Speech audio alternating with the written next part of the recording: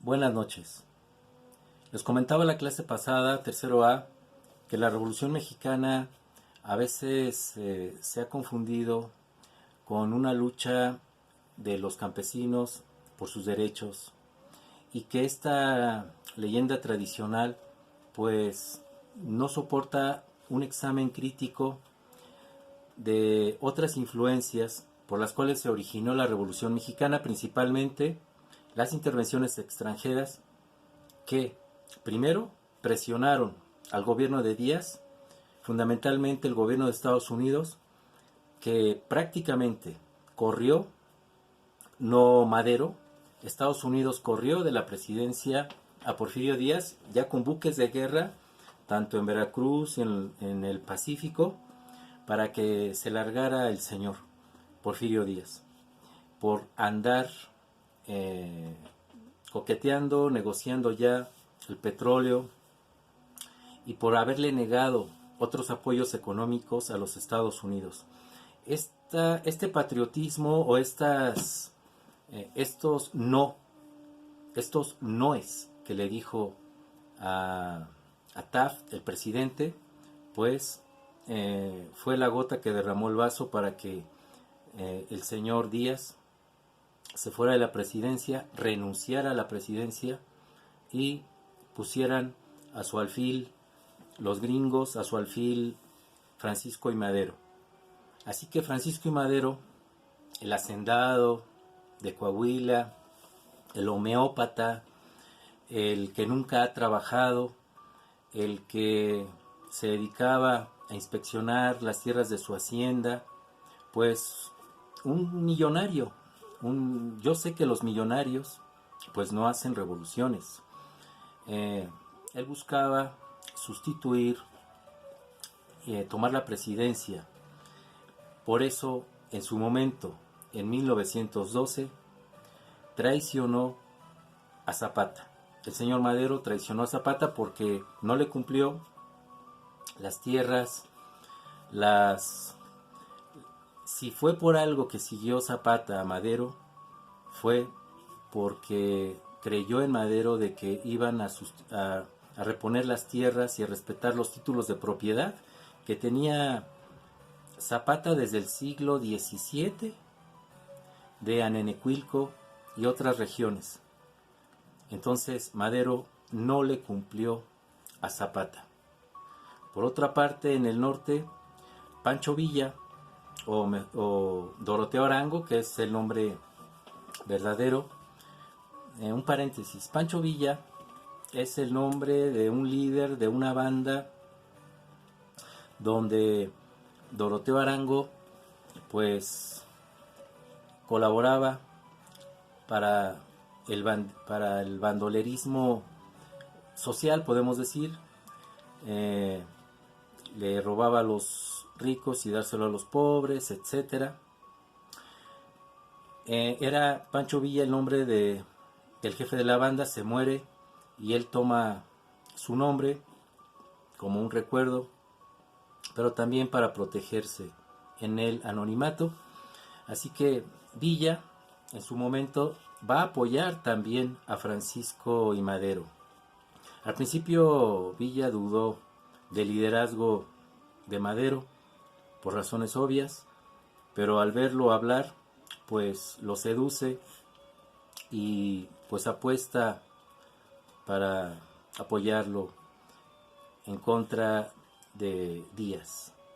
Así que el triunfo de Madero pues prácticamente estaba a la puerta porque además de los Estados Unidos pues tenía el apoyo de Villa y Zapata. Ya llega a la presidencia a fines de 1911 y todo el año del 12 pues no logra contener la paz, así que hay muchas presiones obreras, campesinas, económicas, está el país patas para arriba y entonces se entrevista con Zapata y Zapata entonces esperando las tierras que le prometió Madero, pues no se le hace a Zapata, lo traiciona y le pide Madero a Zapata que deje las armas y solo así dará las tierras. Un revolucionario no puede dar las armas y luego solicitar las tierras. Ese es un acto muy ingenuo, así que Zapata va a desconocer al presidente Madero. Por otro lado, en el norte, Francisco Villa, pues va a apoyar va a seguir su lucha en el norte, pero parece ser que hubo un giro aquí en la historia, que es 1913, donde Huerta es el que traiciona y asesina a, pues podemos ir al gabinete, al vicepresidente Pino Suárez y a Madero. Madero renuncia días antes, presionado ya y a sabiendas de lo que le esperaba, y en la Cámara de Diputados renuncia Madero, así que no matan al presidente Madero ya en funciones, ya había renunciado días antes.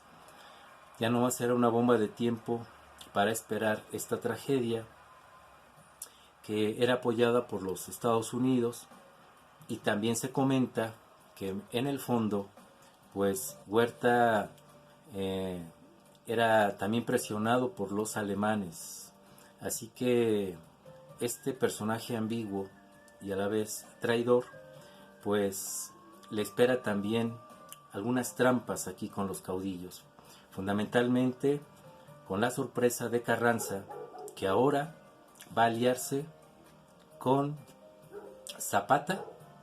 Zapata se alía con Carranza en contra de Huerta, y Francisco Villa también se alía con Carranza para apoyarlo en contra de Huerta, porque Villa y Huerta pues nunca se llevaron bien. Huerta ya alguna vez en el mismo gobierno de Madero, Huerta lo intentó fusilar, y por cierto Madero le salvó la vida, entre comillas, pues sí le salvó la vida, y lo que logró fue que lo encarcelaran nada más, y el buen Villa se fugó. Así que este rencor también lo traía Villa en contra de Huerta, así que apoyó a Venustiano Carranza en contra de Venustiano, en contra de Huerta, en contra de Huerta. Entonces, aquí ya viene la entrada de Carranza. Y Carranza en octubre de 1914, pues bueno, va a vivir algo aquí en la Ciudad de México, que es la convención donde se van a reunir todas las fuerzas revolucionarias. Villa y Zapata no quieren entrar a la Ciudad de México, así que esta convención se va a trasladar a Aguascalientes, y ahí van a nombrar a Eulalio Gutiérrez como presidente, el cual el señor Carranza no lo va a querer, no lo va a reconocer, y es entonces cuando ya explotan las relaciones tensas y la lucha de facciones y la carnicería en la Revolución Mexicana. En el momento en que Carranza desconoce a la convención y a su presidente villista Eulalio Gutiérrez, es el momento donde se da pues la violencia entre los caudillos, y ahora sí que, como decía Porfirio Díaz, el tigre está desatado, es decir, la violencia entre México profundo está desatada. Villa es derrotado poco a poco a partir de 1915. En agosto de 1915, pues Wilson, el presidente, va a reconocer a Carranza, y entre el 15 y el 17, bueno, va a gobernar con mano dura.